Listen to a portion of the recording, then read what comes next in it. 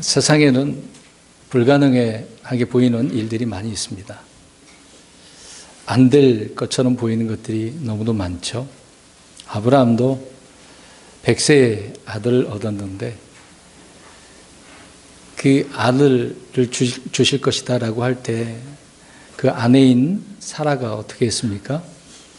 웃었죠. 왜 웃었는 거죠? 네, 아이 나이 들었는데 어떻게 그게 가능해?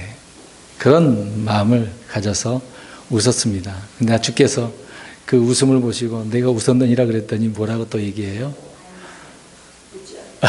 안 웃었다고 거짓말도 하죠. 이렇게 자기 생각으로는 불가능하게 보이는 것이 누군가 가능하다라고 하면은 믿지 않으니까 또 거짓말까지 하면서 나오는 사람들이 바로 인간입니다. 누가복음 1장에도 보면 제사장으로 있었던 나이 많은 사가랴가 있지 않습니까? 엘리사벳도 이제 둘이 이제 부부지만 나이가 많이 들어서 연로했다고 나옵니다. 나이 들었으니 뭐 자식이 뭐가 있겠습니까? 없으니 뭐 다 소망을 잃고 있는 그런 상황이었는데 천사를 통해서 아이가 있게 될 것이다라고 하니까 어떻습니까? 마찬가지로 믿지 않죠. 그래서 그 부분에 대해서 이제 사가랴가 어떻게 됩니까? 실효적인 거는 말을 못하게 되어지는 일시적인 부분이지만 주를 믿지 않으니까 그런 부분이 있겠죠. 그러나 그 불가능하게 보였던 아브라함이나 또 사가랴를 통해서 하나님께서는 자녀를 주시지 않습니까? 우리 하나님이 이렇게 가능케 하시는 분이시죠. 세상 사람들이 뭐 그렇게 될 수가 있겠어. 뭐 성경을 안 믿어지니까 앞으로 이 일을 우리가 이야기한다면 보면 그 심판의 날이 없을 것이라고 생각을 하죠. 영화 같은 거 뭐 흔히 지금 뭐 나오고 있는 터미네이터 보면은 주로 강조하는 게 뭡니까? 그 여자가 무슨 날을 기다리고 있는 거예요. 그 주인공의 어머니 혹시 터미네이터 안 보셨나요? 거기에 보면 그 미래에서 찾아와서 그 여자를 죽이려고 하는 건데 그 여자가 그래서 나중에 대비를 하는 게 뭐냐면 심판의 날을 준비를 합니다. 그때가 어마어마한 날이기 때문에요. 영화의 한 편이지만 그런 것을 통해서 사람들이 야 재밌다 그렇게 생각을 합니다. 근데 실제 그 심판의 날이 성경에는 이제 그와 같은 건 아니지만 기록되어져 있지 않습니까? 근데 이 심판의 날은 아무도 돌이킬 수가 없어요. 그때 가서 울부짖고 소리를 내도 소용이 없는 때가 이 심판의 날이 있는 거죠. 근데 이 심판의 날은 우리 주를 믿는 그리스도인들에게는 해당 사항이 없습니다.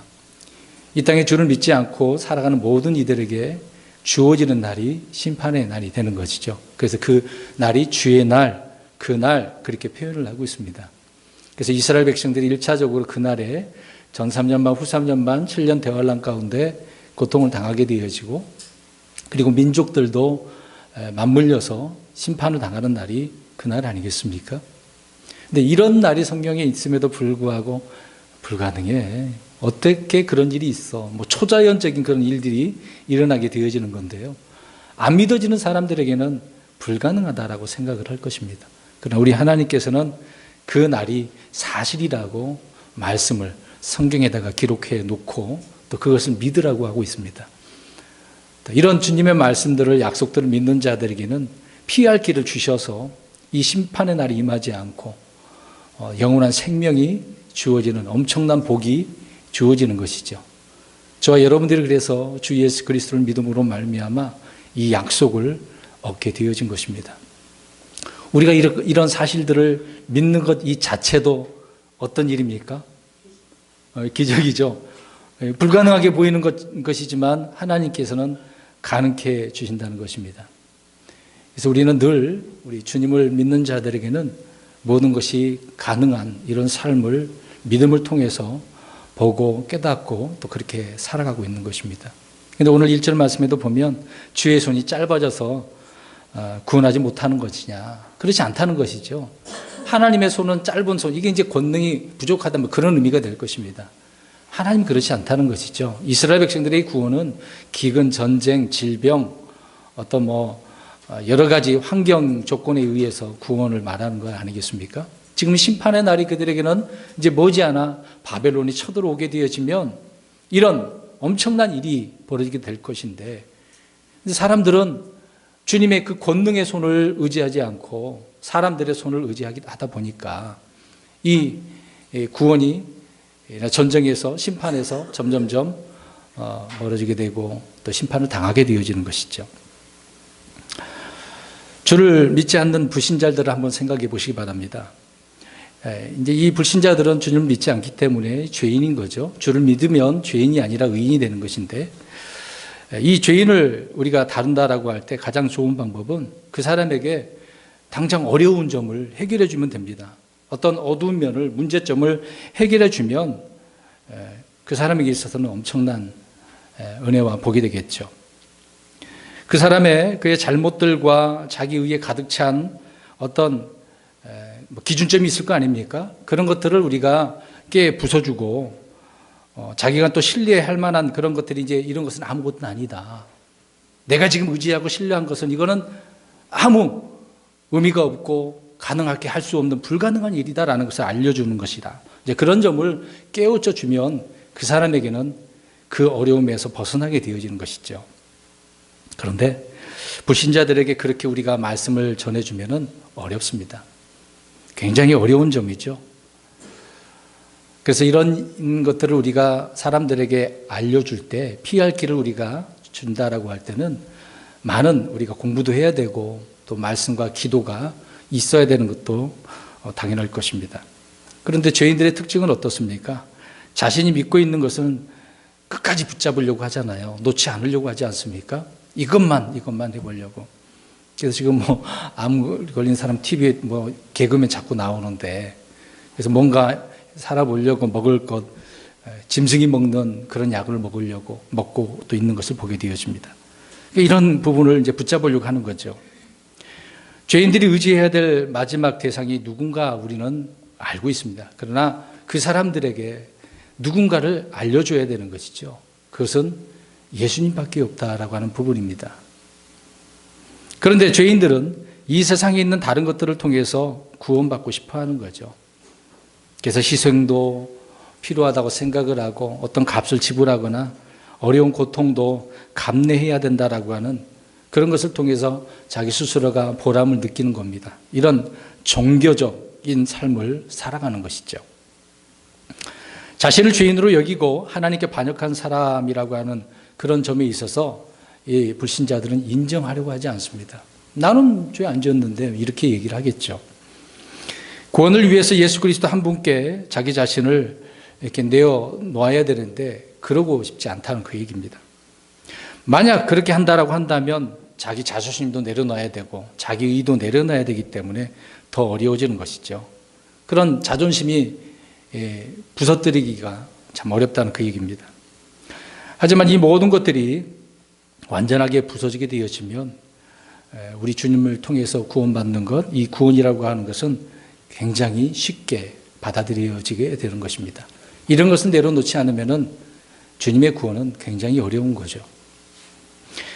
우리는 주를 믿지 않는 죄인들을 위해서 때로는 기도를 합니다.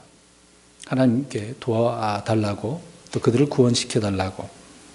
그런데 불신자들을 위해서 우리가 기도할 때 때로는 오류를 범하는 경우가 있습니다. 우리는 이런 기도를 하죠. 언젠가 말씀드렸던 부분이긴 하는데요. 불쌍한 죄인이란 표현을 합니다. 그런 죄인의 입장에서 그들을 위해 우리는 기도를 하는데, 하지만 성경에서는 불쌍한 죄인이다라고 하지는 않습니다. 물론 솔로몬이 봉헌한 이후로 하나님 앞에 미리 기도하잖아요. 앞으로 이런 어려움이 백성들이 죄를 지었을 때 하나님 불쌍히 여겨서 저 다른 사람들에 의해서 어려움에 있지 않게 해달라고 그런 요청을 합니다. 그러나 하나님께서 보실 때는 죄인이라고 할 때는 불쌍하다라고 그렇게 하지 않는다 그 얘기입니다. 그래서 성경에는 죄인이 비난받기보다 연민이나 동정을 받는 경우도 있지만 불쌍한 죄인이라고 말을 한 적이 한 번도 없다 그 얘기입니다. 예수 그리스도께서는 마음 한가운데 죄인들에 대해서 연민을 가지셨습니다. 하나님도 마찬가지죠. 죄인들이 자기 고집대로 행하면서 또 완고하여서 하나님의 영원한 진노의 상태에 머무르고 있는 그런 현실을 보실 때 주님의 마음 가운데 연민과 동정은 정말 넘치신 거죠. 그래서 친히 이 땅에 아버지 하나님께서 누구를 보내셨습니까? 독생자 예수 그리스도를 보내주시잖아요. 또 예수님도 이 땅에 오셔서 많은 그런 사람들을 아낌없이 긍휼을 베풀어 주시고 받아주시는 것을 보게 되어집니다. 그래서 받아주시는 해 그때라고 이제 누가복음에 말씀하고 있는 것이죠. 그러나 주님은 이들이 구제불능의 불쌍한 처지에 놓여서 연민을 느끼는 것이 아니었습니다. 또 죄인들이 불쌍한 존재로 지음을 받았다라고 그렇게 한 것도 아니죠. 그들이 그렇게 선택을 했기 때문입니다. 여러분, 죄인을 사악하다고 보지 않고 불쌍하다고 그렇게 보는 시각은요, 그 사람 불신자들에게 죄에 대한 그 의식을 그냥 안일하게 해주는 그런 말이 되는 것입니다. 그런 생각을 심어주고 결과적으로 죄인들을 회개하지 못하고 오히려 안심시켜주는 그런 일들을 만들어버리게 된다는 것이죠. 그래서 죄인들이 진리와 상관없이 교만하고 오만으로 몸부림치게 되어지는 것을 보게 되어집니다. 그래서 지금 세상에 많은 사람들이 어떻습니까? 우리가 복음을 전하고 외친다 하더라도 우습게 여기는 거 아닙니까? 복음이 제대로 선포되지 않으니까 흔히 복음을 전할 때 우리 교회에 오세요. 좋습니다. 우리 목사님 설교 좋습니다. 정말 좋아요. 말 잘해요. 설교 잘해요. 감동이 있습니다. 그러게 복음이라고 생각을 하니까 그렇습니다. 우리는 복음을 전할 때 그런 복음을 전하는 게 아니잖아요. 예수님을 전해야 됩니다. 근데 예수님을 전하면서 먼저 죄에 대한 언급을 할 수밖에 없습니다. 주를 믿지 않을 때 어디로 간다고 우리가 전하죠? 지옥 간다고 전하는 겁니다. 근데 오늘날 이 지옥에 대해서 언급을 하지 않으려고 합니다. 왜? 없다고 생각을 하니까요. 그렇기 때문에 사람들이 그런 설교를 들어보지 못해서 대부분 아니라는 생각을 갖습니다. 아직도 시간이 있구나. 아직 여유가 있구나. 그렇게 생각을 하는 거죠. 분명히 성경은 그 사람 위에 진노가, 하나님의 진노가 머물러 있다고 합니다. 이미 선고되어져 있는 거거든요.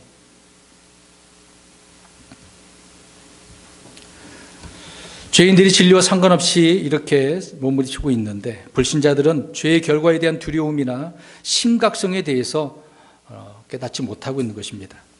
그래서 이들은 자신들이 비참하고 불행에 대해서 또 이렇게 그냥 내가 이런 삶에 대해서는 그냥 울 수도 있다. 뭐 울지언정 죄의 무서운 결과에 대한 의식은 없다는 거죠. 지금 상황이 이러니까 그냥 힘들어서 한탄만 하고 그 정도만 생각한다는 이야기입니다. 복음을 전할 때 마음을 하나님께 복종하고 올바른 마음을 갖도록 도전을 주고 찔림을 주어야 하는 것 아니겠습니까? 한마디로 우리가 복음을 전해서 그 사람을 진짜 그리스도인으로 만들어야 되잖아요. 종교인으로 만들면 안 되지 않습니까? 그냥 교회 수만 채워갖고 교회에 가면 몇천 명, 수만 명만 모이면 뭐 하겠습니까? 주를 믿지 않는 사람들이 가득 차면은 의미가 없는 거잖아요. 진짜 그리스도인으로 우리가 만들어야 되지 않겠습니까?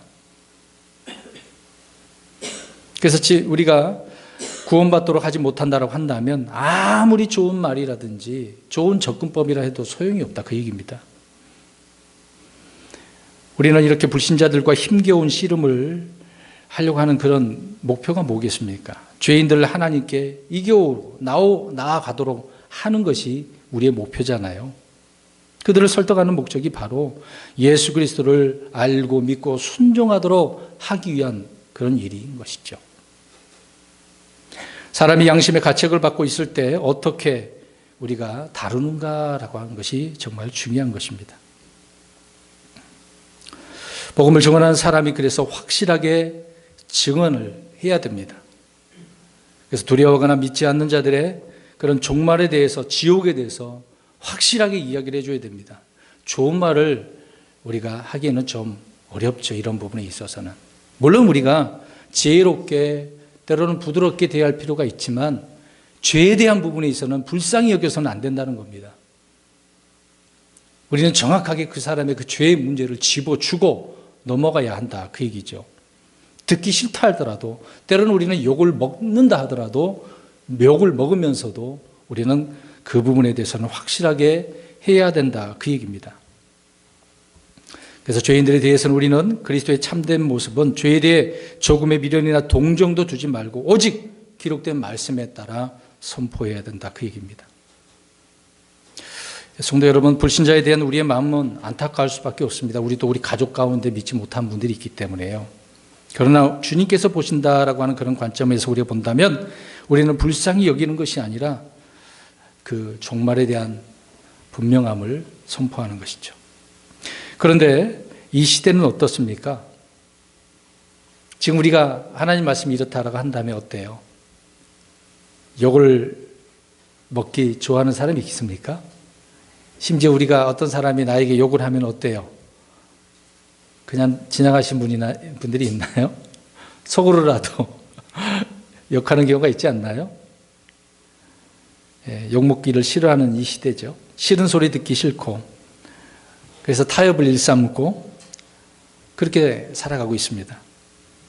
자, 이런 때 우리는 어떤 사람이 되어야 하는가? 어떤 사람으로 있어야 되는가? 오늘 말씀을 통해서 이 부분을 우리가 생각해 보려고 합니다. 이런 시대의 주님은 오늘 말씀을 통해서 사람이 없다라고 이야기합니다. 중보자도 없다고 이야기합니다.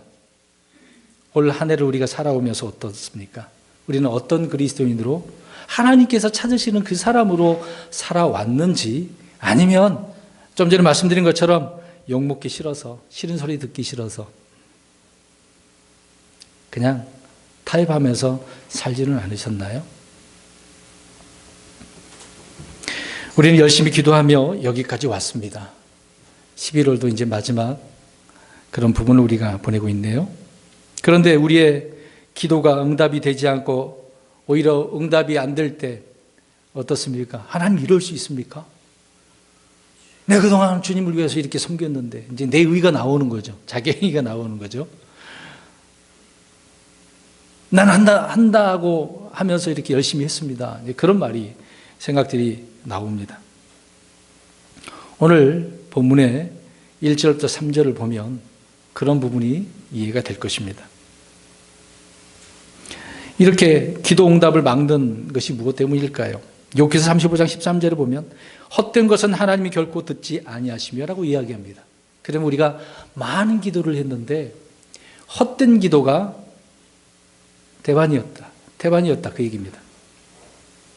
그리고 마음속으로 불법에 관심을 두었기 때문에 주님께서 듣지 않으셨다고 시편 66편 18절에 말씀을 하고 있는 것입니다. 그러니까 마음속으로 뒀다라고 하는 생각이 그거라는 얘기잖아요. 생각이 중요하다 그 얘기입니다. 그러니까 기도는 말보다 바른 생각, 순수한 생각이 더 중요하다라고 말씀을 하고 있는데 우리의 생각은 그렇지 않았다는 것이죠. 헛된 것을 바라보면서 불법에 관심을 두고 구했기 때문에 하나님은 안 들어주셨다 그 얘기입니다. 오늘 내용이 그 내용이거든요. 사람들은 말을 많이 해야 하는 줄로 생각을 합니다. 길게 기도해야 된다고 생각을 합니다. 오랜 시간 기도하면서 많은 말을 그래서 쏟아내는 거죠. 마태복음에 그래서 중언부언이라는 말이 계속 나오는 겁니다. 그래서 중언부언하기도 하고 헛된 반복을 하기도 합니다.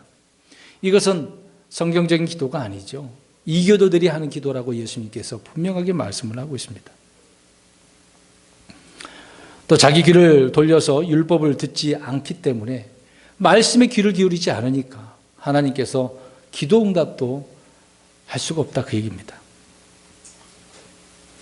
주의 말씀을 거부했을 때 주님 역시 그들이 고난으로 부르짖을 때 듣지 않으신다고 예레미야 11장 14절에 말씀을 하고 있습니다. 주의 말씀을 거역한 후에 아무리 금식하고 부르짖고 헌물을 드리는 것은 소용이 있다는 겁니까? 없다는 이야기죠. 주님의 공고의 말씀을 무시하고 책망을 전혀 원치 않을 때 그들이 어떤 기도를 해도 주님은 듣지 않는다 그 얘기입니다. 우리가 이렇게 한 해 동안 이런 무응답의 삶을 살지 않으셨나요? 혹시 우리가 기도할 때 많이 하셨는데요. 한번 대답 좀 해보시기 바랍니다. 이런 기도 응답에 대해서 한번 응답받은 일들이 몇 번이나 있으십니까? 세어보지 않으셔서. 한 번도 없으신 분 손 들어보세요. 아니, 한 번이라도. 그래, 좀 있으신 거야, 그러면요? 한 10번 정도 있으셨어요, 재현님? 네. 많이 있었습니다. 잘 세워보지 못해서 모르겠습니다만 분명히 있을 겁니다. 만약에 없었다라고 한다면 좀 전에 말씀드린 것처럼 우리가 그런 식으로 살아왔기 때문에 응답이 없다는 거죠. 그래서 오늘 이런 이유로 주님께서 이사야 59장 1절에 3절 말씀에서 책망을 하시면서 그들의 기도를 듣지 않으셨다라고 말씀을 하고 있는 것입니다. 이때는 타락할 대로 타락한 이스라엘의 모습을 우리가 보는 것이죠. 정의도 진리도 없이 불법의 생각들이 넘치는 시대였습니다. 그러니 하나님께서 가만히 두고 보고 있지 못하시는 거죠. 창세기 6장 우리 한번 생각해 보세요. 찾지는 마시고 하나님께서 왜 물로 심판했습니까? 사람의 수는 막 인구가 증가가 됐어요. 막 1000년 가까이 살아요. 많은 사람들이 수명이 길어지고 살고 그러면 그럴수록 어떤 일이 벌어졌습니까? 죄가 넘쳤어요.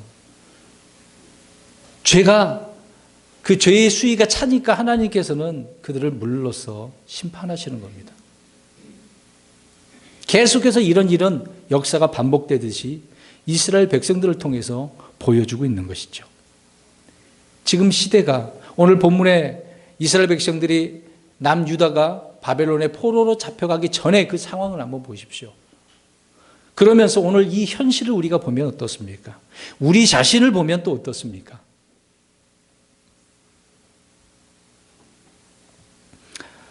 불법의 생각들이 넘치는 그런 시대를 우리가 살고 있습니다.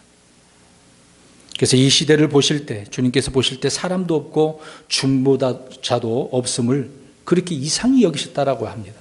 어떻게 이럴 수가 있지? 이상히 여기셨다는 거죠. 한 사람이라도 좀 있었으면 좋겠는데. 저 소돔과 고모라가 멸망하기 전에 하나님께서는 아브라함을 통해서 뭔가 저 조카 롯을 건져내기 위해서 거기에 몇 사람을 원하셨습니까? 얼마서부터 시작을 해요?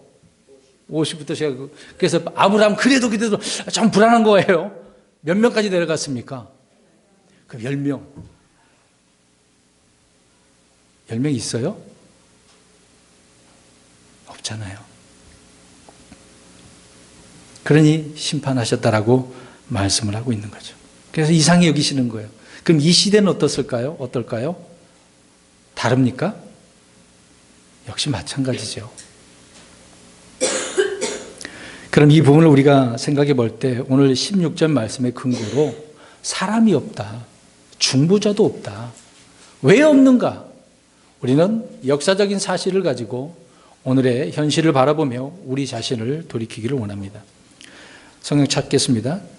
전도서 7장 20절을 보십시오. 사람이 없다라고 하는 것은 죄를 짓지 않는 의인은 땅 위에 하나도 없단 말입니다. 어느 누구나 다 죄를 짓고 산다는 이야기죠. 전도서 7장 20절 시작. 선을 행하고 죄를 짓지 않는 의인은 땅 위에 하나도 없느니라. 의인이 있긴 있는데 선을 행한다고 이야기합니다. 선을 행하긴 행하는데 또 무엇도 행한대요? 죄도 행한다. 의인은 땅 위에 하나도 없다. 그렇게 말씀하고 있습니다. 하나님은 처음에 자신의 형상대로 자신의 모양대로 사람을 곧바르게 만드시지 않았습니까?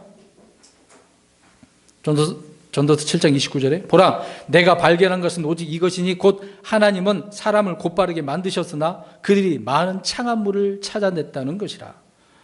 하나님은 그렇게 곧바르게 만드셨대잖아요. 근데 사람의 마음이 점점점 자기들이 원하는 것을 만들었어요. 창한물이라고 하지 않습니까? 나는 이렇게 만들어서 이 기준으로 살 거야. 나는 이것을 통해서 이것을 신이라고 생각하고 난 그렇게 믿을 거야. 이런 창한물들을 만들면서 살았다는 거죠. 이런 것들이 한둘이겠습니까? 저와 여러분들에게 창한물은 무엇일까요? 우리는 무엇을 만들며 그것을 놓고 그 기준으로 살고 있습니까? 지금 사람들 가운데 선한 사람, 의로운 사람, 죄를 짓지 않는 사람, 거룩한 사람이 하나도 없다 그 얘기입니다. 사람은 누구나 불법 중에서 태어난다고 시편 51편에 언급을 하고 있어요. 어떤 부모는 자기 자녀가 태어날 때 너무 이쁘고 사랑스러워서 우리 아이는 죄가 없어 그렇게 이야기를 하는 부분도 있습니다. 거짓말이죠. 자기가 볼 때는 그렇습니다. 그러나 하나님께서는 다 어떻게 태어난다고 합니까? 죄 가운데 태어난다고 이야기합니다.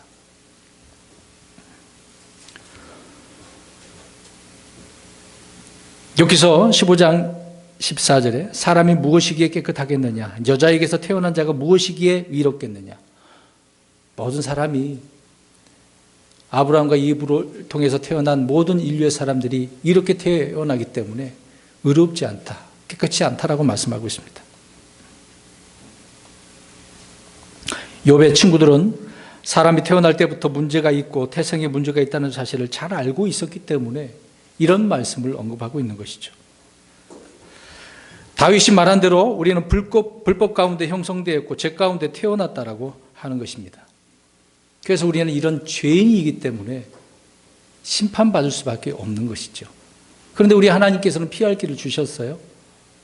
예수 그리스도를 통해서. 로마서 3장 10절부터 12절 가서 보겠습니다. 하나님이 사람이 없다라고 하실 때 의로운 자가 없고 깨끗한 자가 없고 깨닫는 자도 없고 하나님을 찾는 자도 없고 선을 행하는 자도 없다고 이야기합니다. 그러면 시간이 한참 흘렀잖아요. 초대교회 시대 때 사도 바울을 통해서 의의 말씀들이, 교회에 대한 말씀들이 선포되고 있는데, 그러면서 사도 바울은 이런 부분을 또 다시 언급을 합니다. 3장 10절부터 12절 시작. 이것은 기록된 바 의로운 자는 없나니 단 한 사람도 없으며 깨닫는 자도 없고 하나님을 찾는 자도 없으며 그들이 다 길에서 벗어나 함께 무익하게 되고 선을 행하는 자가 없나니 단 한 사람도 없도다. 아멘. 이 말씀의 근거를 통해서 보면 지금 이 시대에 이런 자들이 있습니까? 다 마찬가지죠. 우리 의롭습니까? 물론 주님 안에서는 의롭죠. 주님 안에서는. 주님이 아니면 우리는 의롭지가 않습니다. 깨끗하다라고 할 수가 없습니다. 하나님 한 분 외에 선한 이가 없다고 성경은 말씀하고 있습니다. 우리 예수님은 선하시고 죄가 없으시고 어둠도 변함도 없으시죠. 회전하는 그림자도 없는 것이 우리 하나님이십니다. 거짓이 전혀 없는 분이시죠. 그런데 사람은 선하지 않다, 의롭지 않다, 거룩하지 않다, 깨끗하지 않다, 하나님도 찾지 않는다라고 말씀을 하고 있습니다. 그러면 대답을 해보시기 바랍니다. 저와 여러분들이 주님을 찾아다니셨습니까? 아무도 없습니다. 주님이 먼저 찾아오셔서 우리에게 진리의 말씀을 주신 것이죠. 두 번째로 사람이 없다라고 하는 것은 시편 12편 1절을 보시기 바랍니다. 주를 따르는 사람, 신실한 자녀들이 없다라고 이야기합니다. 참 희한하지 않습니까? 분명히 구약시대 때도 보면 이스라엘 백성들 가운데 그나마 그래도 주님을 바라보는 신실한 사람도 있었지 않습니까? 근데 없다라고 이야기합니다. 시편 12편 1절 시작. 주여 도우소서. 하나님을 따르는 사람이 끊어지고 신실한 자들이 사람들의 자녀들 가운데서 없어지나이다. 점점 주를 떠나고 세상 길로 저 우상이 원하는 대로, 이교들이 원하는 대로 육신의 욕심에 이끌려 사는 사람들이 많은 거죠. 지금 어떻습니까? 오늘 새벽에 갑자기 한 6시 넘어서 일어났는데 문자가 좀 카톡을 하는 부분이 있었거든요. 아는 목사님이 문자를 보낸 게 신문 기사 내용을 올렸더라고요. 20대, 30대가 교회를 떠나는 사람, 그게 이제 가나안 성도라고 표현하더라고요. 이게 무슨 말입니까? 반대로. 가나안을 반대로. 아니, 가나안 그 단어를 반대로 해봐요. 교회 안 나가 교인을 가나안 성도라고 이렇게 얘기하거든요. 이런 사람들이 20, 30대가 굉장히 많대요. 그래서 그 그래프를 봤는데 45%에서 지금 75%까지 더 많이 늘었다라고 그 데이터를 좀 올려놨더라고요. 왜 이런 문자를 보내나 생각을 했는데 이게 무슨 말입니까? 사람들이 오늘 금방 읽은 말씀처럼 하나님의 사람들의 자녀들이 점점점 주를 떠나는 사람도 많아요. 물론 그들이 구원을 잃는 부분이 아니지. 믿었다고 한다면 구원을 받겠죠. 근데 배교의 시대를 살아가고 있는 것입니다. 주를 믿어보니까 매 힘들어.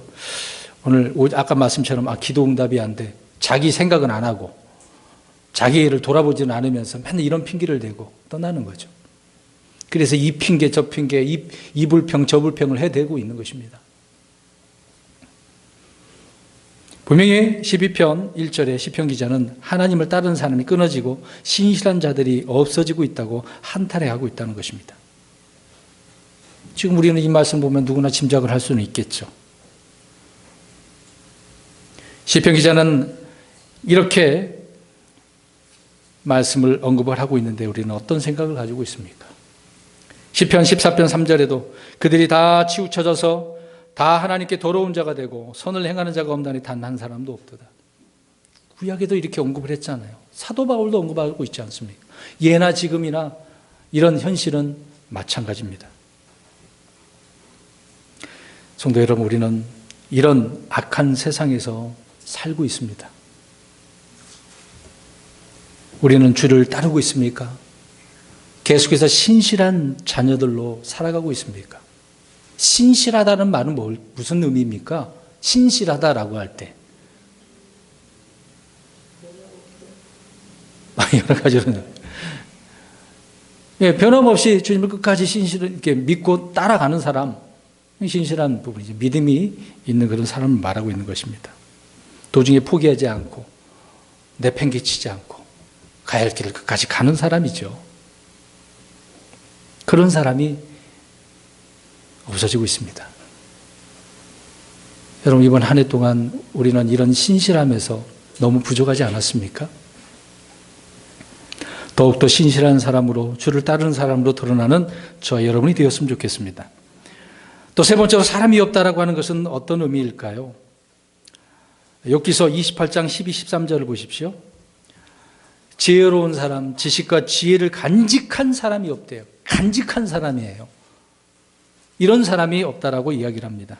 욥기서 28장 12, 13절 읽겠습니다. 28장 12, 13절 시작. 명철이 있는 곳은 어디인가? 사람이 그의 값을 알지 못하며 산자들의 땅에서 그것을 찾을 수 없도다. 아멘. 지혜, 명철, 그 있는 곳을 찾지 못한다고 이야기합니다. 이것을 간직하고 있는 사람이 없어요. 지혜이신 예수 그리스도를 찾기까지 이 땅 어디에도 사람은 지혜를 찾을 수가 없습니다. 참된 지혜는 누구입니까? 예수님이시죠. 세상의 종교는 이것을 대답해 줄 수 없습니다. 예레미야는 말합니다. 사람마다 아는 것이 짐승 같고 주물공마다 새긴 형상으로 말미암아 당황하나니 그가 부어 만든 그 형상은 거짓이요 그것들 속에는 숨이 없도다. 자, 이렇게 이스라엘 백성들이 살았습니다. 그들에게는 지혜와 지식을 갖춘 사람이 없었다는 거죠. 그러니 이 심판을 피할 수 없게 되었다라고 이사야 대언자는 말씀을 해주고 있는 것입니다. 그러나 저 여러분들에게는 이 지혜와 지식의 보화가 있습니다. 성경 구절 한번 볼까요? 골로새서 2장 3절 9절입니다.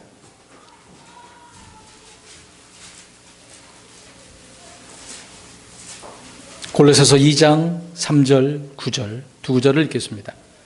3절 읽습니다. 골로새서 2장 3절 시작. 9절 하나님의 신격의 모든 충만 몸으로 거하고. 아멘. 예수님에게는 다 있는 거죠. 그리고 우리가 흔히 지혜, 명철 이런 걸 이야기할 때 나 없는 것 같아 그렇게 생각을 해요. 지혜가 누구시라고요? 예수님이. 주를 믿는 사람들은 다 우리 안에 예수님이 계시지 않습니까? 그럼 우리는 지혜가 있는 거거든요. 그러니까 이것을 간직한 사람이 없다. 불쌍한 거죠. 하나님이 사람이 없다라고 하는 것은 무슨 의미냐? 예수 그리스도와 같은 사람이 하나도 없다 그 얘기입니다. 예수님처럼 이렇게 지혜로 말하고 사랑하고 섬기고 그런 사람이 없다는 거죠. 예수님 안에는 지혜와 지식의 보화를 다 있기 때문에 우리가 주님을 모시면 이런 지혜와 지식으로 이 보화를 가지고 사는 것이죠. 우리는 올 한 해를 이렇게 살았어야만 합니다. 근데 내 안에 계신 주님은 온데간도 없이 생각도 안 하고 뒷전이고 내가 앞서고 내 의가 앞선다고 한다면 안 되는 거죠. 우리의 보화가 육신의 것들이라고 한다면 안 되는 것입니다. 네 번째로 사람이 없다라고 하는 것은 주님께서 물으실 때 대답할 좋은 자가 하나도 없다고 이야기합니다. 우리 이사야 41장 28절 가서 보겠습니다. 이사야 41장 28절. 성경에 여기저기에 이렇게 말씀을 하고 있습니다. 오늘 이사야 59장 16절에 이렇게 언급을 하고 있는데 41장 28절 시작. 내가 보니 한 사람도 없었으며 내가 물을 때 그들 가운데 한마디라도 대답할 좋은 자가 하나도 없었도다. 네, 대답할 사람이 없었대요. 하나님께서 물어보실 때 한 사람도 없다. 자, 사람은 많아요, 적어요? 많아요. 굉장히 많습니다. 우리 대한민국이 지금 인구가 몇 됩니까? 얼마 됩니까? 5천만 명이 넘어요. 5,300 얼마더라고 보니까. 엄청납니다. 그러면 하나님께서 내려오셔서 물어보셔요. 대답할 사람이 있어야 되는데 없다 그 얘기입니다.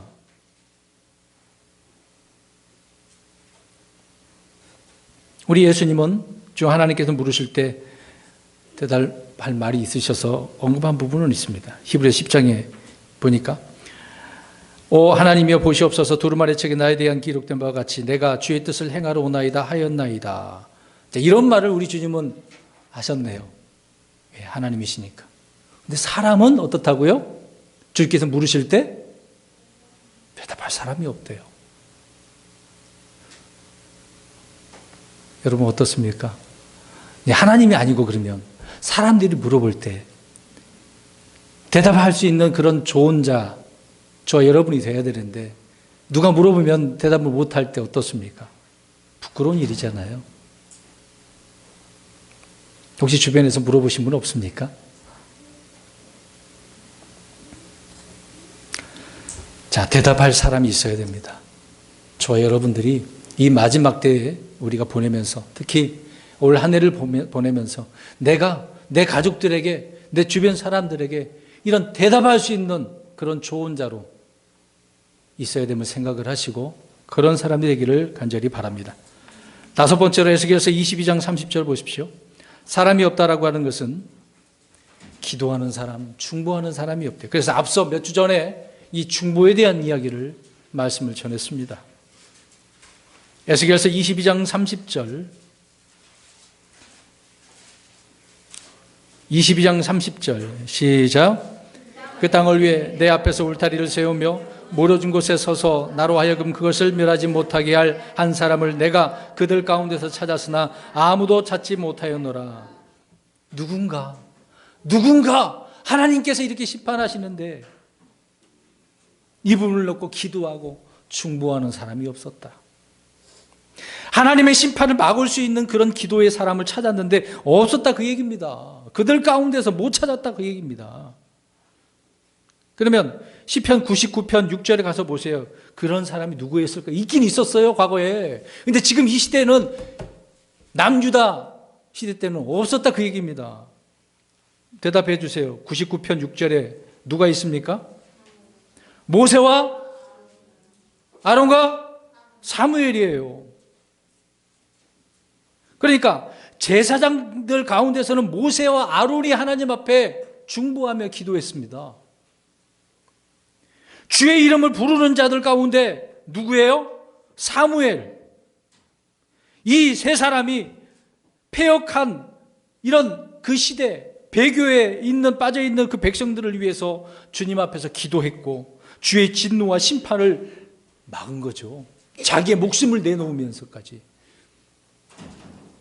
근데 이런 사람이 있어요, 없어요?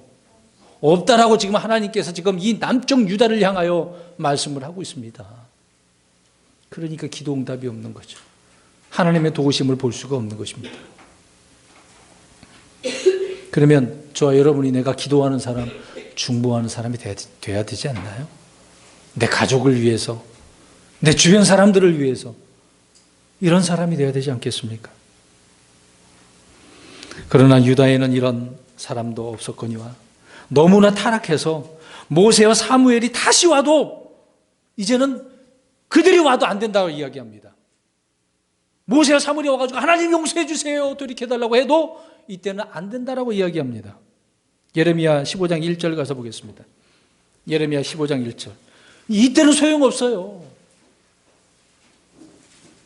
하나님께서 세우신 이 귀한 모세와 사무엘이 하더라도 다니엘이 온다 할지라도 하나님은 소용없어요. 이때는 안 된대요. 15장 1절 시작. 그때 주께서 내게 이르시되 모세와 사무엘이 내 앞에 서 있다 할지라도 내 생각은 이 백성을 향하여 기울 수 없노니 그들을 내 눈앞에서 쫓아내고 나아가게 할지어다. 아멘. 지금 남쪽 유다가 타락할 대로 타락을 해가지고요. 어느 누가 중보를 해도 소용이 없대요. 자, 이걸 생각해 보십시오. 지금은 어떻습니까? 심판이 임박한 상황입니다. 사회에 돌아가는 세상을 한번 보십시오. 더 악해지면 악해지고 더 나빠지면 더 나빠지고 있는 거죠.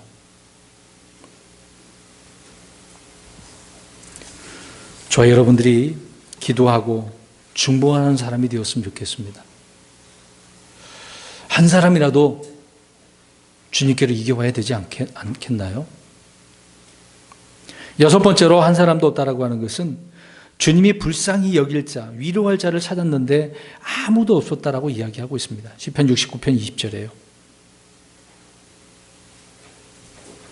하나님께서 궁일을 베풀어 줄 사람을 찾았는데 없었대요. 자, 보세요. 하나님 궁일이 많아요, 적어요? 많으신 분이에요. 은혜가 풍성해요? 안 풍성해요? 풍성해요. 근데 은혜 받을 사람, 궁일 받을 사람이 있대요, 없대요? 이 남쪽 유다 때는 없었다 그 얘기입니다. 그런 사람들을 찾지 못해서 못 받는 거죠.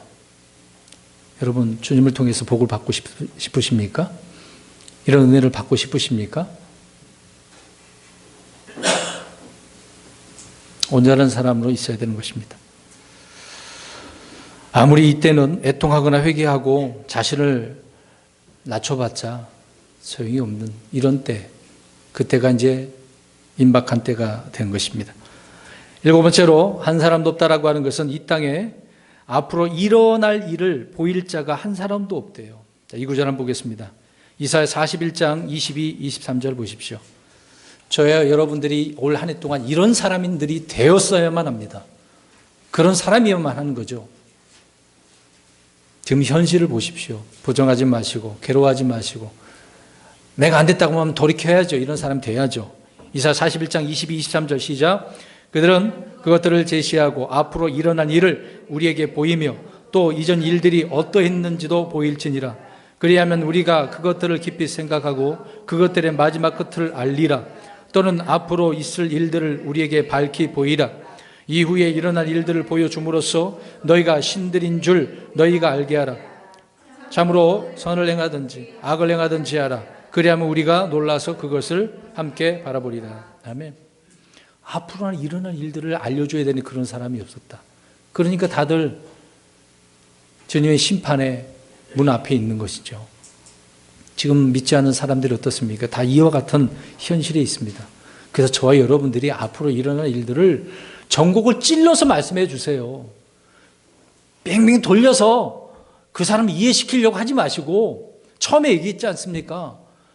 죄인들을 향해서 불쌍한 죄인이라 하지 마시고 너가 왜 죄인인지 분명하게 알려주시라고요. 주를 믿지 않으면 너에게 지금 이 지옥이 예비되어져 있다. 그 심판이 예비되어져 있다. 말해 주십시오. 미리 일어날 일들을 선포해야 되지 않겠습니까? 저와 여러분들이 그래야 되는데 이런 것이 없었다고 한다면 부끄러운 일입니다. 저와 여러분을 그리스도인으로 불러주셨는데 일을 하라고 불러주신 것 아니겠습니까? 사람들 가운데 앞으로 있을 일들을 알릴 수 있는 사람 아무도 없었다고 이야기합니다. 한 사람도 없다고 이야기합니다. 이런 일을 할 수 있는 사람을 찾으셨는데 없었대요. 이런 할 수 있는 사람이 저와 여러분이 되었으면 좋겠습니다.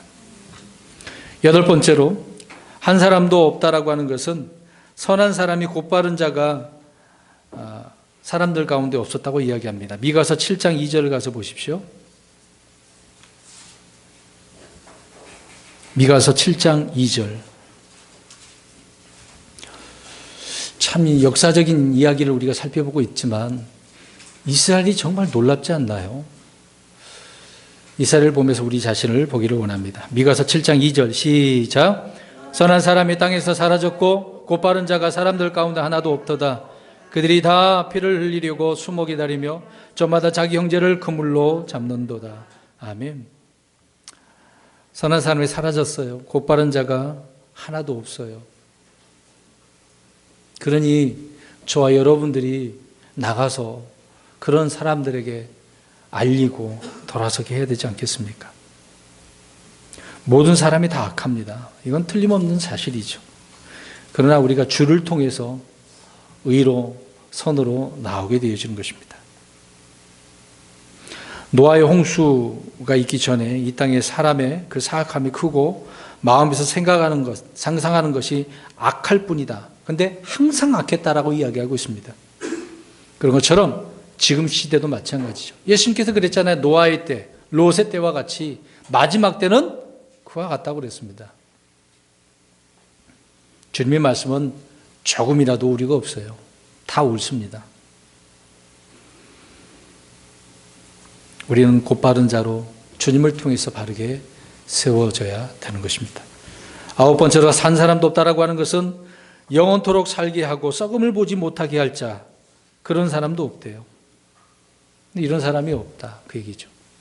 우리는 주님을 통해서 썩음을 맛보지 않을 것입니다. 왜? 영원한 생명을 우리에게 주셨기 때문에. 이런 사실을 사람들에게 전해줘야 되는 거죠. 마지막 10번째로 한 사람도 없다라고 하는 것은 주를 찾고 부르는 자가 한 사람도 없었다. 물론 중복된 이야기인데요.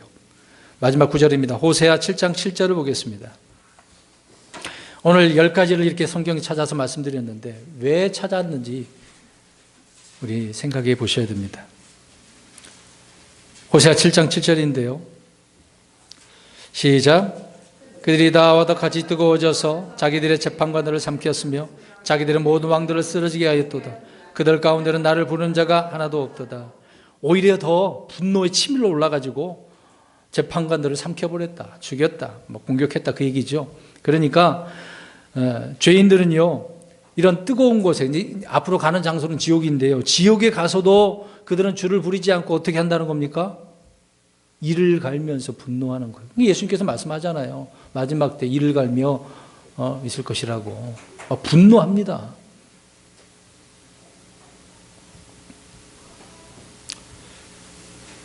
성도 여러분, 주를 찾고 부르는 사람이 되는 거죠. 그럴 때 누구든지 주의 이름을 부르는 자는 구원을 받는다고 하지 않습니까?